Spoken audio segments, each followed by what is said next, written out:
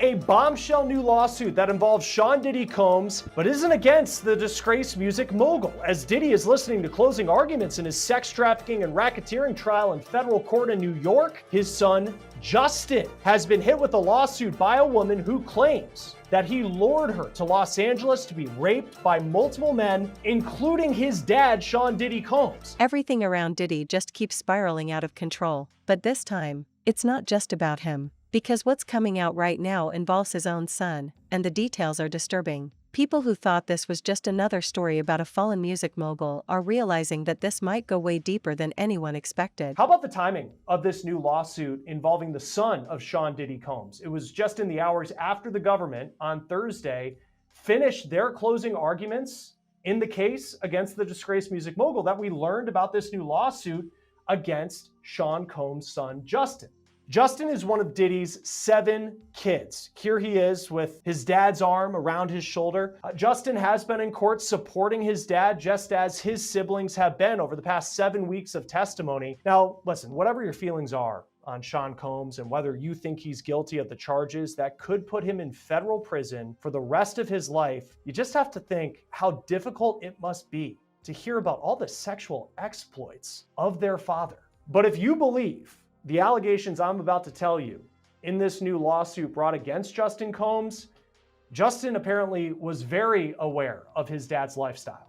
The new lawsuit that just dropped was filed by a woman from Louisiana who says in 2017, Justin Combs coaxed her to come to LA because she says that Diddy's son promised her a job in the entertainment industry. She claims the two had met on Snapchat, and Justin allegedly asked for explicit pictures, and she sent them. The woman, who's not named in this suit, says when she got to LA, she was raped by several men, including a certain music mogul now at the center of this high-profile, historic trial in federal court in Lower Manhattan. Yes, Sean Diddy Combs. The alleged victim claims that Justin invited her out west for a weekend to talk about her career. But when she got there, she says she was kept in a house in Beverly Hills. And according to the lawsuit, things seemed fine at first, but when she allegedly asked Justin Combs if they were going to leave the house, he said no. She claims that Justin Combs offered her alcohol, pills, and weed, and she thinks that the weed was laced. Now, you can see in those allegations some of the comparisons in this lawsuit to the so-called freak-offs that we have been hearing about for weeks at the center of the Sean Diddy Combs sex trafficking and racketeering trial. The woman says after she took the drugs, 3 men entered the house and all of them were wearing masks.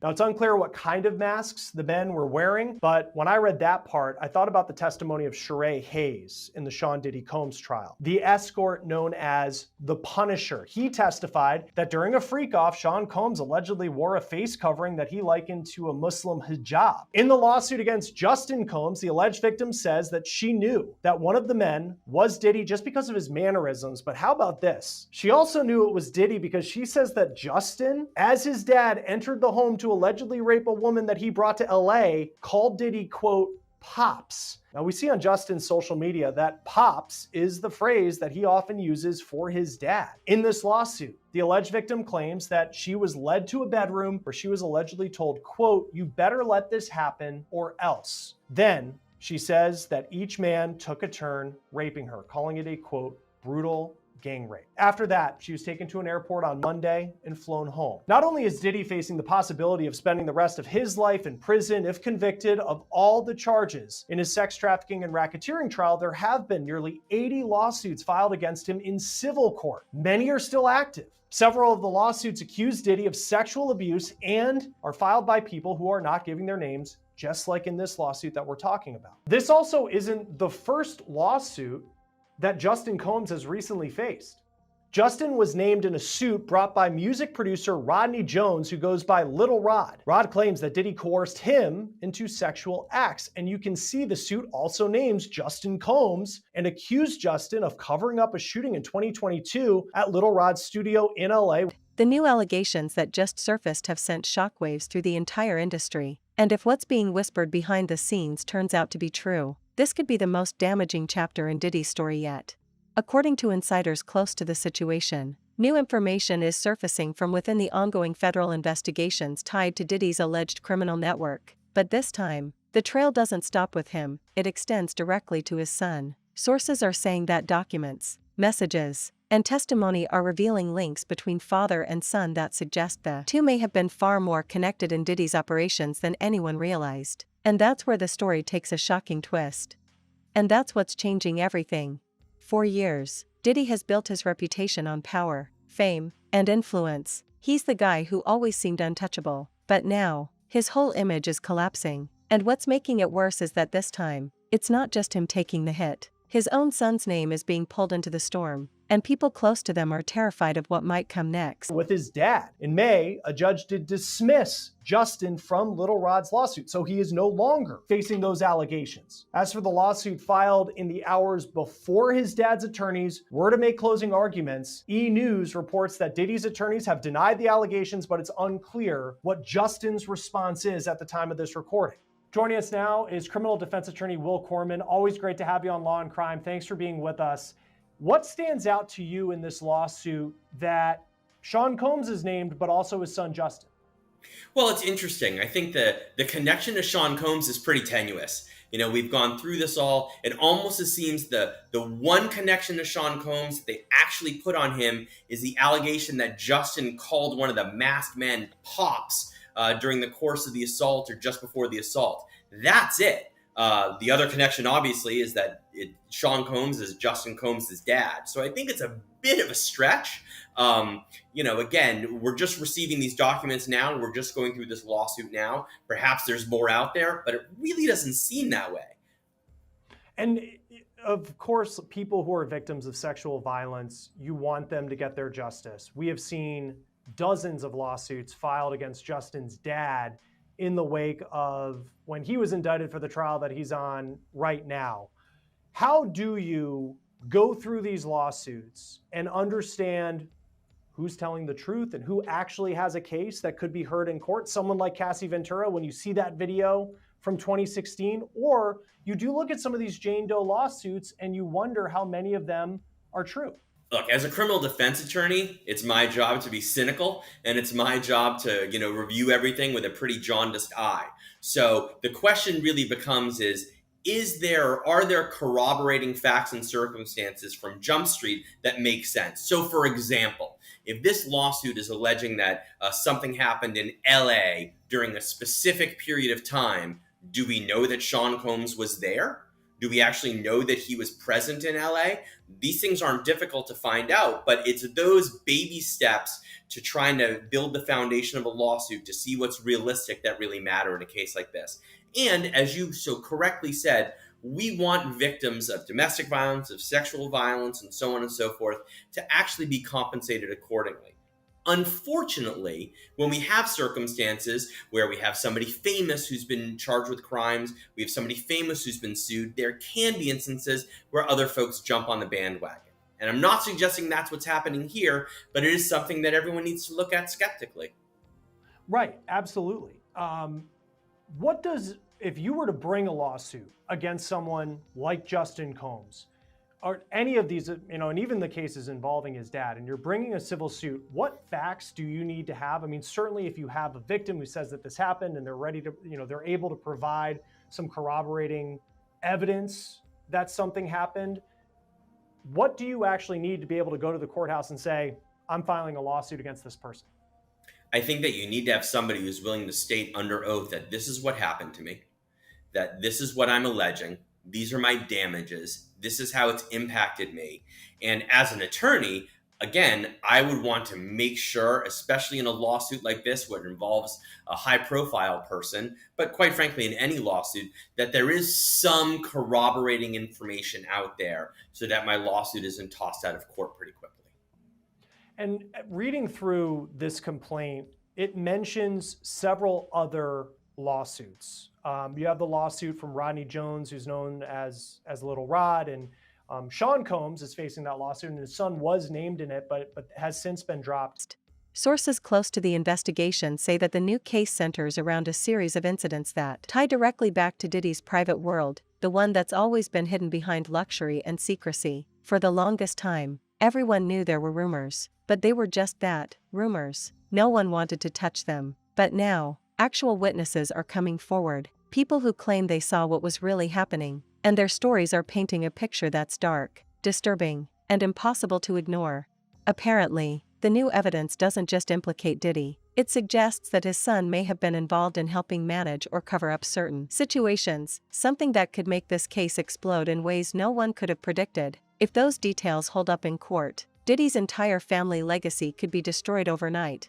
And this isn't just a legal problem anymore, this is personal, because for Diddy, family has always been his last line of defense. He's already lost his public reputation.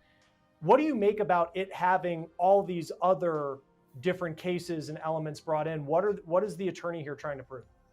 Well, it almost appears as if the attorney is saying, where there's smoke, there's fire. So here are all these other lawsuits, and I've reviewed the complaint, and they talk about them in some detail. They don't just list them. They say, this happened on this date, and this person sued Sean Combs here, and this person sued Sean Combs here for this set of facts and circumstances. And they're essentially trying to say, because there's all these other lawsuits, you should give this one a stamp of approval, because again, where there's smoke, there's fire. Tony Busby, his law firm is bringing this. He has been in the civil world a very, very prominent name. For those who don't know him, and you work in criminal defense, what do you know about Tony Busby? Knowing that it's his law firm bringing this, what does that tell you? I don't think that the Busby law firm is taking these allegations lightly. I believe they have the resources to do their own investigations prior to actually filing these suits. So this isn't some, sole practitioner who's trying to jump on the cottage industry that's been created around suing Sean Combs. I think that they have the ability to investigate this. They have the ability to decide whether or not they want to take on these cases. And I think that does lend some credibility, albeit, not a ton, but I think it does lend some credibility to the facts and circumstances surrounding it. In other words, this alleged victim didn't just walk in off the street to some random law firm who then is saying, oh, we now have the ability to sue Sean Combs. This is someone who's been down this well-trod path before and probably knows exactly what the pitfalls are in suing somebody as prominent as Sean Combs. This lawsuit came down at the time we're recording this, came down last night. So that was a couple hours after the government finished their closing arguments against Sean Combs. And as we're recording this right now, Sean Combs, his defense team is giving his closing argument. What do you make about the timing of this? It's against Justin Combs and Sean Combs' name, but it's happening right in the middle of maybe the most pivotal part of this entire trial. I don't exactly know what to make of the timing of it. I think it's interesting. I think that I'm a little surprised that it's come out so late, but sometimes we don't know what led the alleged victim in this lawsuit to break their silence and to file this lawsuit. Perhaps they were watching the testimony or reviewing the testimony in the criminal case and said, oh my gosh, that's exactly what happened to me. Perhaps they said, they listened to the testimony and they said, there are so many victims here. I believe that I am one too. We don't know what prompted it. I think the timing is interesting, but I don't know that I can make anything of it as we sit here right now. I think of recently you had Tyler Perry, prominent name in Hollywood, very different case, but accused of sexual violence and sexual harassment, workplace harassment with an actor who had worked on one of his shows, and the actor provided text messages in the complaint. This doesn't have that. Very different case. But the fact that there's not that visual evidence that we can look at, and I don't know what type of visual evidence would exist in a case like this, but the fact that we don't particularly have those, does that take away from the weight of what this lawsuit may actually be in the end when it comes to the truth? Well, I think we're getting ahead of ourselves a little bit here, because the filing of a complaint is just simply the first step. And all the complaint needs to do, on paper anyway, is set forth the factual allegations that are enough to sort of not get the case thrown out at the first. He's lost his empire, and now, if these allegations take his son down with him, that's the end of everything he's built. People who know Diddy well say he's been panicking behind the scenes. There are reports of late-night calls to his legal team, desperate attempts to suppress certain documents, and conversations that sound like damage control at the highest level. He knows that once the public sees his son's name connected to this, there's no coming back. And here's where it gets even darker. Insiders are saying this isn't some isolated situation. Apparently, this goes back years, possibly even over a decade. The same circles, The same people, the same lifestyle that's been quietly whispered about in the industry for years. And now, it looks like the truth about that lifestyle is finally catching up to him.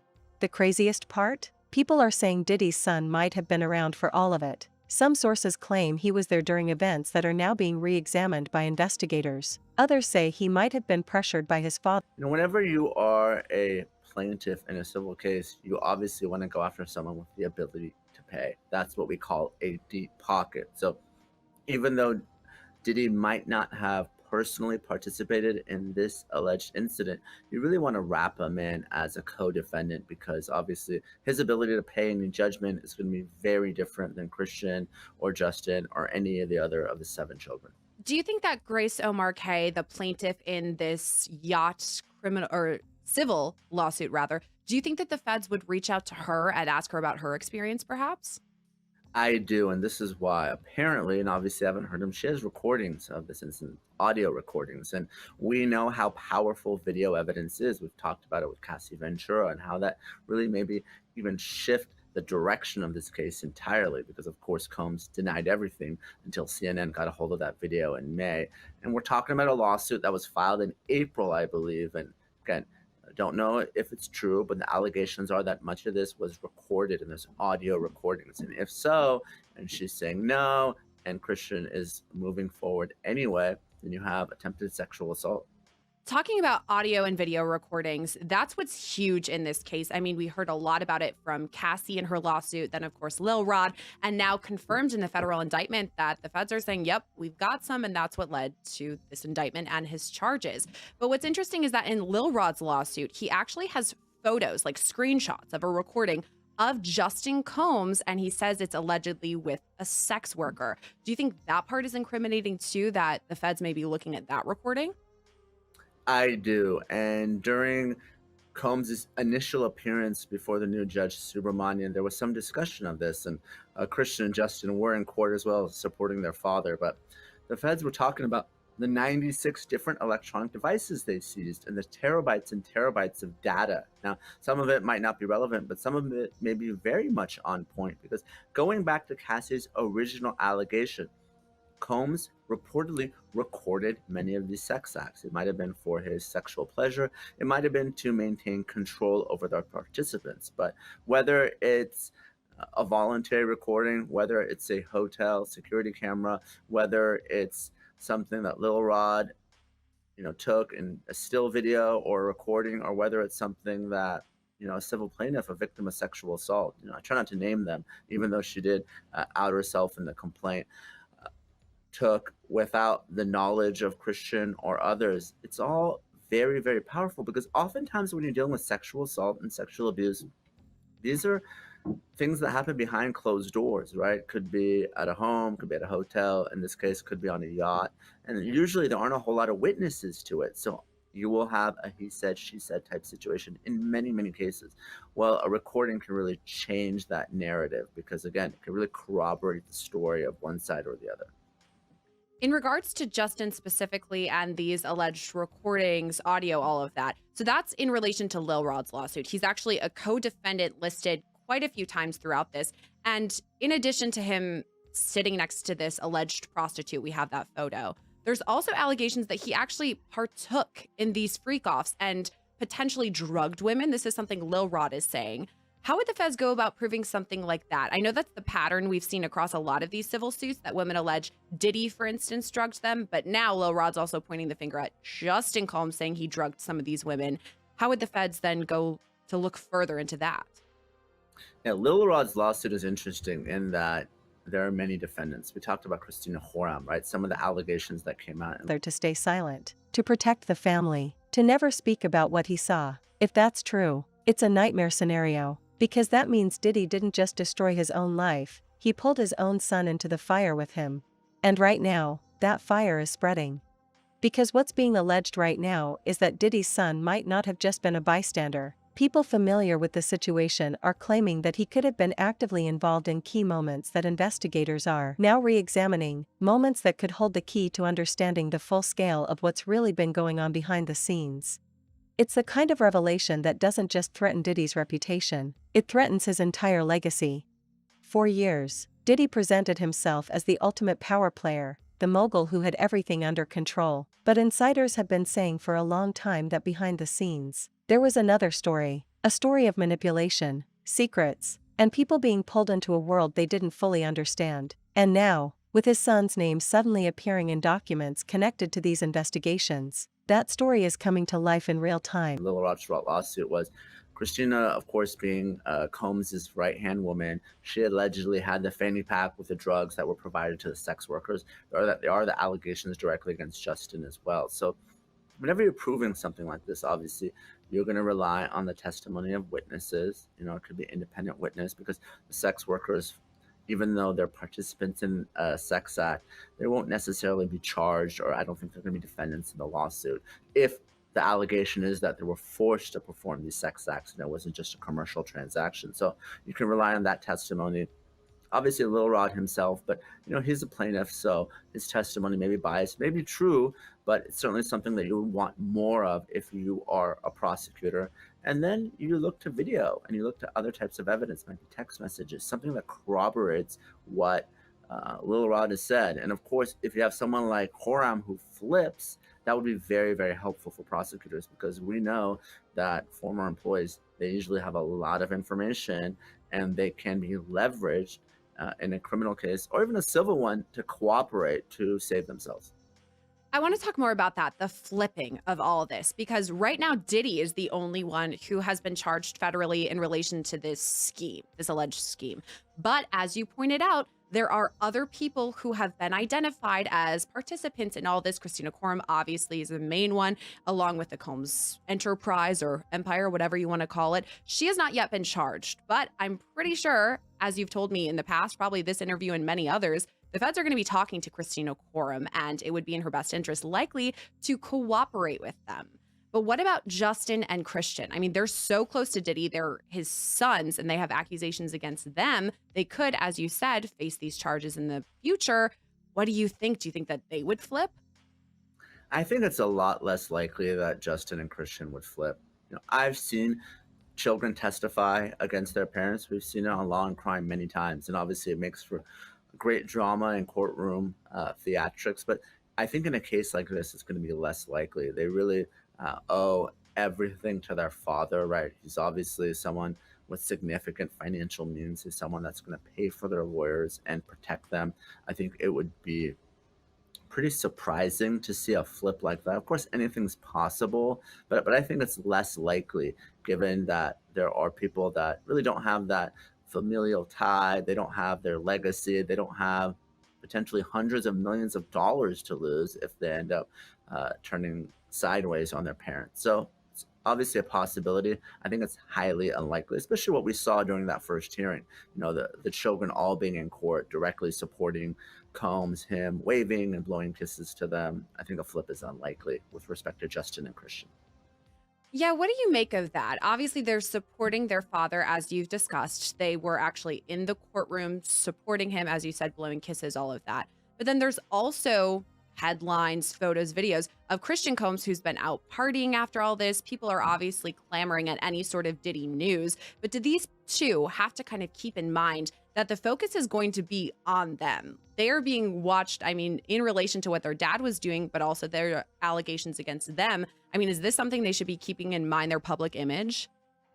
I do, Sierra. And it's not just about the courtroom. We've talked about the court of public opinion in a case like this. And, the jurors are ordinary people, and everyone knows who Sean Diddy Combs is. And, if there's this sort of very high profile criminal trial happening in May or sometime in 2025, and the perception is that the family doesn't take this seriously, they're part.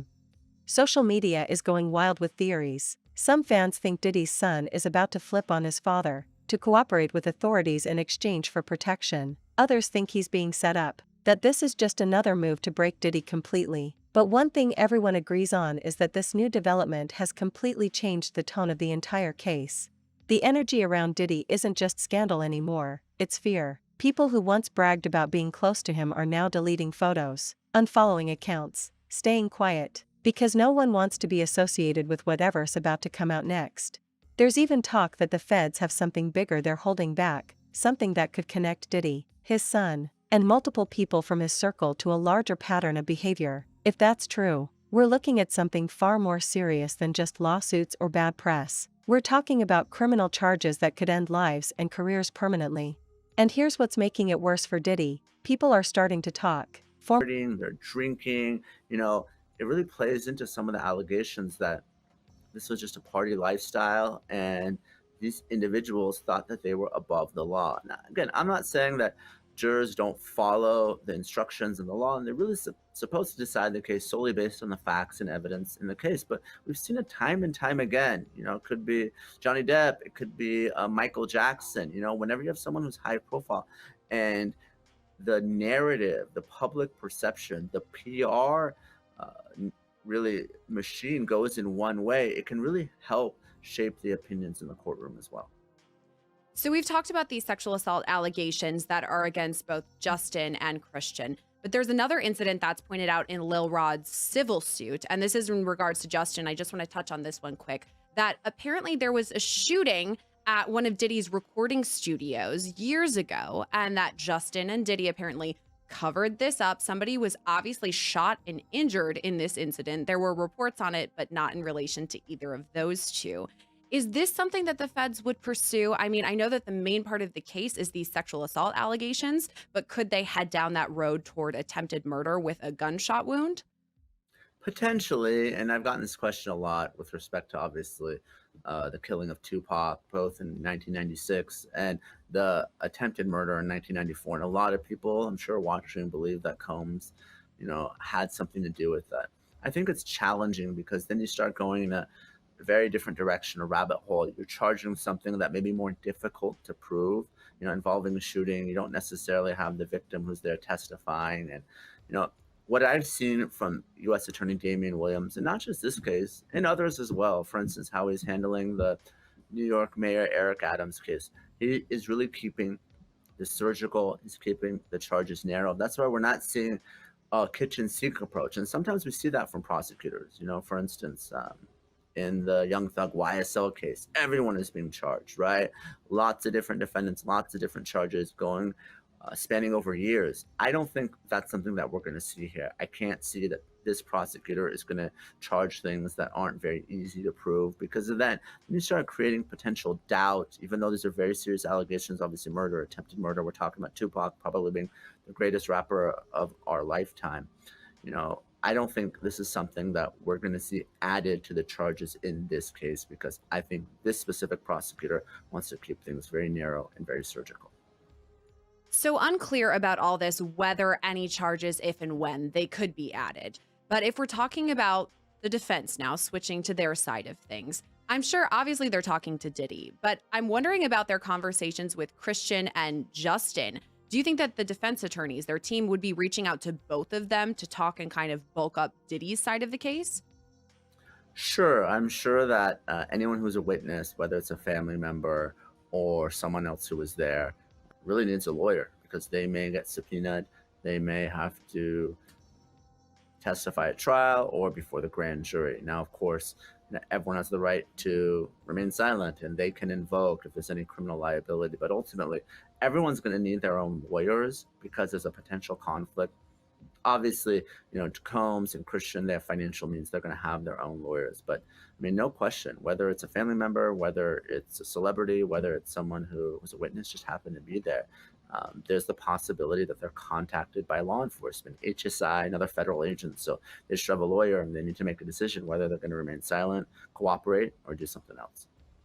And now it's important to Former associates, ex-employees, even people who were once on his payroll, they're coming forward, one by one, and every new voice adds another layer to the nightmare. They're saying Diddy used fear to control everyone, that he built an empire of silence, and that his son grew up inside that same environment, seeing things that no one should ever have to see.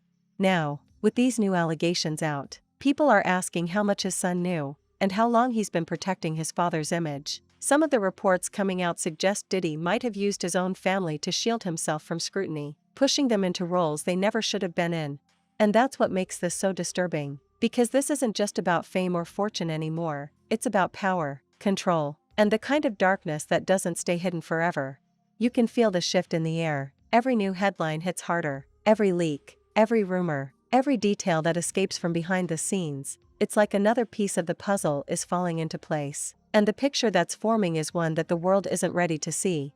People close to Diddy are saying he's falling apart mentally, that the pressure, the paranoia, the constant threat of new evidence is breaking him down. He's been isolated, lashing out at those around him, trying to keep control as everything collapses. His son, on the other hand, is said to be struggling with his own guilt, feeling torn between protecting his father and protecting himself. And that's the heartbreaking part, because no matter what happens next, this story doesn't end clean. If Diddy's son cooperates, he'll be seen as the one who betrayed his father. If he stays silent, he risks going down with him. There's no winning here.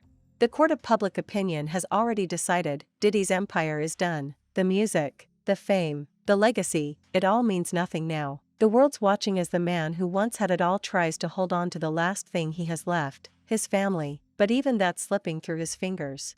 These new allegations are the final blow, because if they hold up, they won't just bury Diddy, they'll rewrite everything people thought they knew about him and his world. The story of Diddy and his son was supposed to be one of success, legacy, and family, but now, it's turning into something much darker. It's a story about control, silence, and the devastating cost of living a lie for too long. And as the truth keeps coming out, one thing's becoming clearer with every passing day: this isn't the end of Diddy's story, it's just the beginning of his reckoning.